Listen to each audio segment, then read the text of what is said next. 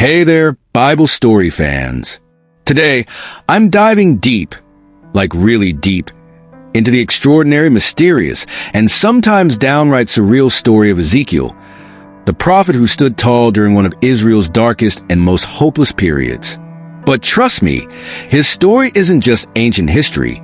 It's filled with powerful visions, unforgettable symbolism, and life-changing truths that resonate even today. So, if you're ready for an epic tale of obedience, hope, and restoration, let's get started. To understand Ezekiel, you need to know the backdrop of his story.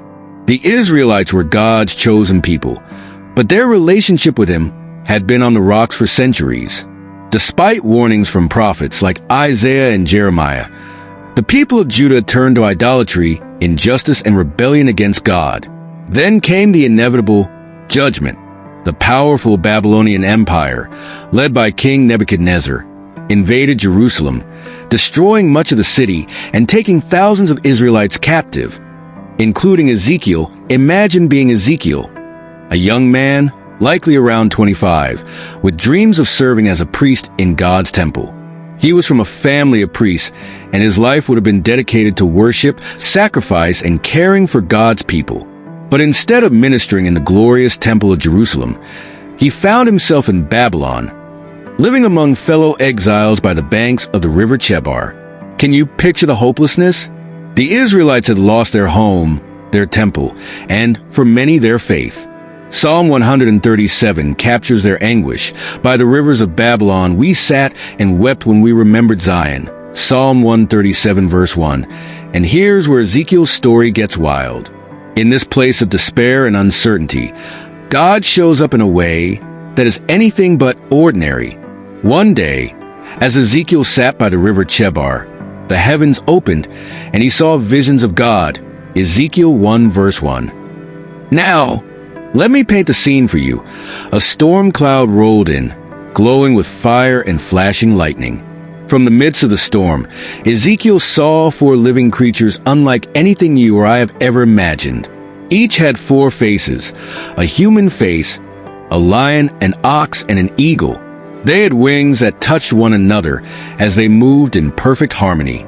Beside these creatures were wheels within wheels, covered in eyes, turning in every direction. And above them all, a radiant throne, with someone seated on it who appeared as a fiery, glowing figure. Ezekiel's response? He falls flat on his face. I mean, who wouldn't? This was a moment of pure, overwhelming glory. Ezekiel had just witnessed a glimpse of the majesty of God. This wasn't just any vision. This was a divine presence of the Lord Almighty, and it was here in Babylon, far from Jerusalem. But there's something important here. God hadn't abandoned his people. Even in exile, his presence was near. In fact, Ezekiel's very name means God strengthens, and this vision was a reminder that God's power and glory could not be confined to a temple or a city.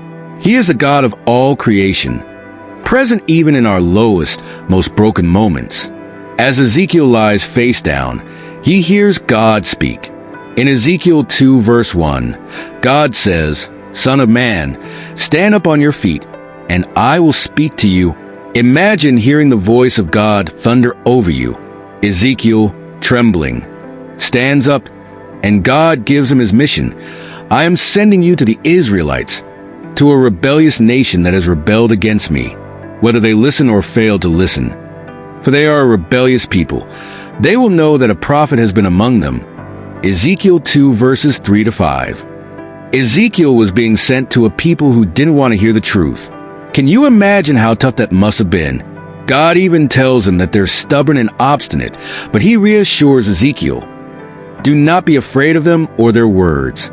You must speak my words to them." Ezekiel 2 verses 6 to 7. Here's a moment to pause and reflect. How many times do we shy away from speaking truth because we fear rejection? Ezekiel reminds us that obedience to God matters more than people's approval. His courage came from the one who called him. Here's where Ezekiel's story gets really intense. God didn't just give him words to speak. He made Ezekiel act out his messages in powerful, symbolic ways. These living parables were meant to shock the Israelites into realizing the seriousness of their sin and the coming judgment. Lying on his side, God commanded Ezekiel to lie on his left side for 390 days to represent the years of Israel's sin, and then on his right side for 40 days for Judah's sin. Ezekiel 4 verses 4 to 6. Imagine the dedication and endurance that required. It was a graphic image of the burden of their rebellion, eating defiled bread. To illustrate the coming famine, Ezekiel had to bake bread over burning dung. Ezekiel 4 verses 9 to 17. It symbolized the unclean and desperate conditions the people would face during the siege of Jerusalem. Shaving his head and beard. God told Ezekiel to shave his head and divide the hair into 3 parts. One to burn, one to strike with a sword, and one to scatter to the wind. Ezekiel 5 verses 1 to 12. This represented the fate of the people, destruction, war, and exile. These actions were extreme, but they were necessary. Sometimes, God uses the unexpected to wake us up when we're spiritually asleep. If you know one story about Ezekiel, it's probably the Valley of Dry Bones, and for good reason. It's one of the most powerful and hopeful visions in the entire Bible. In Ezekiel 37, God takes Ezekiel to a valley filled with bones, dry, brittle, lifeless bones.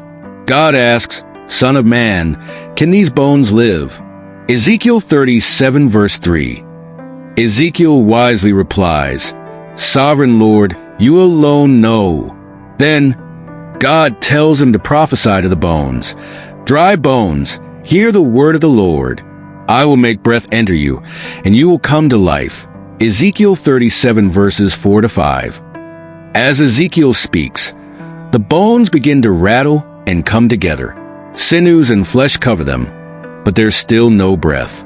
Then God commands Ezekiel to call on the breath of life, and suddenly, the bones are filled with the Spirit and stand up, an army alive and restored. This vision wasn't just about bones. It was about the people of Israel. They were spiritually dead, cut off, and without hope, but God promised to breathe new life into them. "I will put my Spirit in you, and you will live, and I will settle you in your own land. Then you will know that I, the Lord, have spoken, and I have done it." Ezekiel 37 verse 14. Here's the takeaway. No situation is beyond God's power to restore. Whether it's a broken heart, a fractured family, or a life that feels hopeless, God can breathe life into the deadest of places. Though Ezekiel lived in a time of judgment, his message didn't end there. He saw a future where God's people would return, where their hearts of stone would be replaced with hearts of flesh. Ezekiel 36 verse 26. He saw a new temple, a symbol of God's presence dwelling among his people forever. Ezekiel's life was one of obedience, vision, and hope. He reminds us that even in exile, God is near. Even in judgment, he is just. And even in despair, he brings restoration. Ezekiel's story is both strange and beautiful, filled with visions that stretch our imagination and truths that pierce our hearts. His life challenges us to trust God's plans, even when they don't make sense. It reminds us that God is present, powerful, and faithful, no matter how far we feel we've fallen. So, let me leave you with this question. Where in your life do you see dry bones? And are you willing to let God breathe life into them? That's it for today's journey into the life of Ezekiel. If you loved this deep dive, don't forget to like, comment, and subscribe for more epic biblical stories. Until next time, keep believing in the God who brings dead things to life. See you soon.